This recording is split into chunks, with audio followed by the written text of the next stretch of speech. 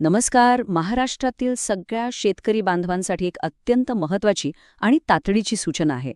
सरकारनं एक शेवटची तारीख जाहीर केली आहे आणि ती जर आपल्याकडनं चुकली तर मोठं आर्थिक नुकसान होऊ शकतं. चला तर मग पुढच्या काही मिनिटात नेमकं काय करायचंय हे एकदम सोप्या भाषेत समजून घेऊया. बघा, ही काही साधी सूचना नाहीये. हा थेट सरकारचा इशारा आहे. स्पष्टपणे सांगितलंय की 31 डिसेंबरच्या आत ही 3 महत्वाची कामं जर झाली नाहीत तर सगळ्या सरकारी योजना बंद होतील. याचा सरळ सरळ अर्थ काय? तर खात्यात येणारा प्रत्येक सरकारी रुपया थांबणार आहे. आज आपण काय काय बघणार आहोत त्याची ही एक छोटीशी रूपरेषा. सगळ्यात आधी ही तारीख इतकी महत्वाची का आहे, त्यानंतर नेमकं काय धोक्यात आहे, म्हणजे कोणत्या योजना बंद होतील, आणि मग ती 3 आवश्यक कामं कोणती आहेत ते एक एक करून पाहू. आणि हो, शेवटी एक अंतिम आठवण सुद्धा आहे. चला तर मग सुरुवात करूया आपल्या पहिल्या आणि सगळ्यात महत्त्वाच्या भागापासून. तात्काळ सूचना 31 डिसेंबर. ही तारीख 31 डिसेंबर आपल्या कॅलेंडरवर नोंद करून ठेवा, डोक्यात अगदी पक्की करा. शासनाने अगदी स्पष्ट शब्दांत सांगितले आहे की या तारखेत कोणताही बदल होणार नाही, म्हणजे मुदतवाढ वगैरे काही मिळणार नाही. जे काही करायचं आहे ते याच तारखेच्या आज संपवायचं आहे. पण सरकार या तारखेबद्दल इतकं ठाम का आहे, असा प्रश्न पडला असेल. याचं कारण सरकारी नियमांमध्ये आहे. नियम असा आहे की वर्षाच्या शेवटी त्या वर्षाची सर्व कामं पूर्ण करावीच लागतात. त्यामुळे 2025चं काम 2025 मध्येच संपवणं प्रशासनासाठी बंधनकारक आहे. ही केवळ घोषणा नाही, तर एक प्रशासकीय गरज आहे. ठीक आहे, तारीख तर आपल्या लक्षात आली, पण समजा ही कामं वेळेत नाहीच झाली तर नेमकं काय बिघडणार आहे? कोणत्या गोष्टींवर याचा थेट परिणाम होईल? चला, ते आता बघूया. ही यादी जरा नीट बघा. एक छोटीशी चूक झाली तर 1 जानेवारीपासून या सगळ्या योजना बंद होऊ शकतात. पीएम किसानचा हप्ता असेल, नमो शेतकरी योजनेचा निधी असेल, खरीप आणि रब्बी दोन्ही हंगामांचा पीक विमा, अतिवृष्टीचं अनुदान, इतकंच काय तर इतर सबसिडीसुद्धा थांबू शकतात. म्हणजे आर्थिक मदतीचा प्रत्येक मार्ग बंद होण्याचा धोका आहे. तर मग आता वळूया त्या 3 कामांकडे, जी 31 डिसेंबरच्या आत पूर्ण करायचीच आहेत. यातलं पहिलं आणि सध्याच्या हंगामासाठी अत्यंत महत्त्वाचं काम आहे रब्बी पिकांचा विमा उतरवणं. आता ही प्रक्रिया तशी सरळ सोपी आहे. जवळच्या CSC किंवा आपले सरकार केंद्रावर जायचं, तिथे आपल्या रब्बी पिकांचा म्हणजेच ज्वारी, गहू, हरभरा यांचा विमा अर्ज भरायचा. आवश्यक शुल्क भरल्यावर एक पावती मिळते. आणि हो, ती पावती मात्र जीवापाड जपून ठेवायची, कारण तोच आपल्या कामाचा एकमेव पुरावा आहे. पण इथे एक अत्यंत महत्त्वाची गोष्ट लक्षात ठेवायची आहे. शेवटच्या दिवसाची अजिबात वाट पाहू नका, कारण केंद्रांवर आतापासूनच गर्दी वाढायला लागली आहे. कधीही सर्व्हर डाऊन होऊ शकतो आणि मध्ये सुट्ट्या पण आहेत. त्यामुळे हे काम आजच्या आजच मार्गी लावलेलं कधीही चांगलं. बरं, रब्बीचं काम झालं की आता लक्ष द्यायचं आहे मागच्या हंगामाकडे, म्हणजे खरीप हंगामाकडे. आपलं दुसरं महत्त्वाचं काम आहे पीक पाहणीचं. या एका कामावरच खरीप हंगामाच्या नुकसानीचे पैसे अवलंबून आहेत.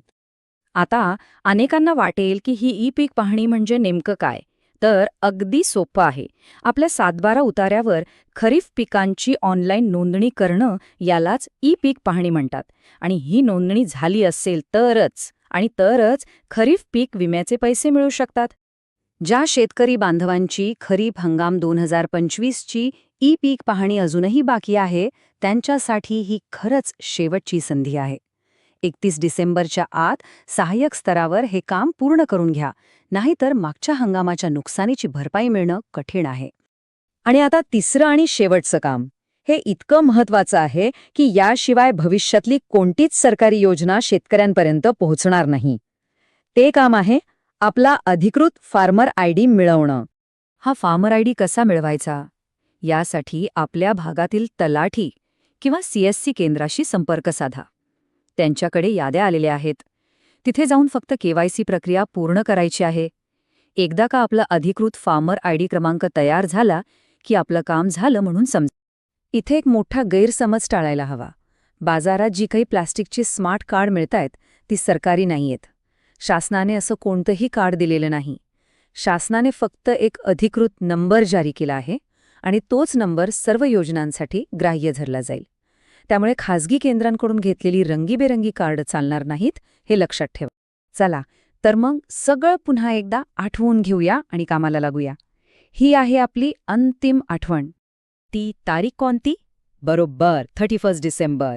सर्व कामांसाठी ही एकच आणि शेवटची संधी आहे, हे विसरू नका. तर आपली अंतिम तपासणी सूची काय असली पाहिजे?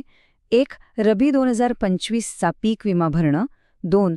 खरीफ 2025ची ई पीक पाहणी पूर्ण करणं. आणि 3. फार्मर आयडी मिळवून KYC अपडेट करणं. ही 3 कामं म्हणजे आपल्यासाठी पुढच्या वर्षाची एक प्रकारे आर्थिक सुरक्षाच आहे. आता प्रत्येकाने स्वतःला एकच प्रश्न विचारायचाय. यापैकी आपलं कोणतं काम राहिलं आहे का? कारण वेळ खूप वेगाने निघून जातोय. ही तिन्ही कामं पूर्ण झाली आहेत की नाही, हे आजच्या आजच तपासा. कारण यावरच पुढच्या वर्षी मिळणारी सरकारी मदत अवलंबून आहे. 12 उतार्यावर खरीफ पिकांची ऑनलाईन नोंदणी करणं यालाच ई पीक पाहणी म्हणतात. आणि ही नोंदणी झाली असेल तरच खरीफ पीक विम्याचे पैसे मिळू शकतात. ज्या शेतकरी बांधवांची खरीप हंगाम 2025ची ई पीक पाहणी अजूनही बाकी आहे, त्यांच्यासाठी ही खरंच शेवटची संधी आहे. 31 डिसेंबरच्या आत सहाय्यक स्तरावर हे काम पूर्ण करून घ्या, नाहीतर मागच्या हंगामाच्या नुकसानीची भरपाई मिळणं कठीण आहे. आणि आता तिसरं आणि शेवटचं काम. हे इतकं महत्वाचं आहे की याशिवाय भविष्यातली कोणतीच सरकारी योजना शेतकऱ्यांपर्यंत पोहोचणार नाही. ते काम आहे आपला अधिकृत फार्मर आयडी मिळवणं. हा फार्मर आयडी कसा मिळवायचा? यासाठी आपल्या भागातील तलाठी किंवा CSC केंद्राशी संपर्क साधा. त्यांच्याकडे याद्या आलेल्या आहेत. तिथे जाऊन फक्त KYC प्रक्रिया पूर्ण करायची आहे. एकदा का आपला अधिकृत फार्मर आयडी क्रमांक तयार झाला की आपलं काम झालं म्हणून समजा. इथे एक मोठा गैरसमज टाळायला हवा. बाजारात जी काही प्लास्टिकची स्मार्ट कार्ड मिळतायत ती सरकारी नाहीयेत. शासनाने असं कोणतंही कार्ड दिलेलं नाही. शासनाने फक्त एक अधिकृत नंबर जारी केला आहे आणि तोच नंबर सर्व योजनांसाठी ग्राह्य धरला जाईल. त्यामुळे खाजगी केंद्रांकडून घेतलेली रंगीबेरंगी कार्ड चालणार नाहीत, हे लक्षात ठेवा. चला तर मग सगळं पुन्हा एकदा आठवून घेऊया आणि कामाला लागूया. ही आहे आपली अंतिम आठवण. ती तारीख कोणती? बरोबर 31 डिसेंबर. सर्व कामांसाठी ही एकच आणि शेवटची संधी आहे, हे विसरू नका. तर आपली अंतिम तपासणी सूची काय असली पाहिजे? 1. रबी 2025चा पीक विमा भरणं. 2. खरीफ 2025ची ई पीक पाहणी पूर्ण करणं. आणि 3. फार्मर आयडी मिळवून KYC अपडेट करणं. ही 3 कामं म्हणजे आपल्यासाठी पुढच्या वर्षाची एक प्रकारे आर्थिक सुरक्षाच आहे. आता प्रत्येकाने स्वतःला एकच प्रश्न विचारायचाय. यापैकी आपलं कोणतं काम राहिलं आहे का? कारण वेळ खूप वेगाने निघून जातोय. ही तिन्ही कामं पूर्ण झाली आहेत की नाही, हे आजच्या आजच तपासा. कारण यावरच पुढच्या वर्षी मिळणारी सरकारी मदत अवलंबून आहे.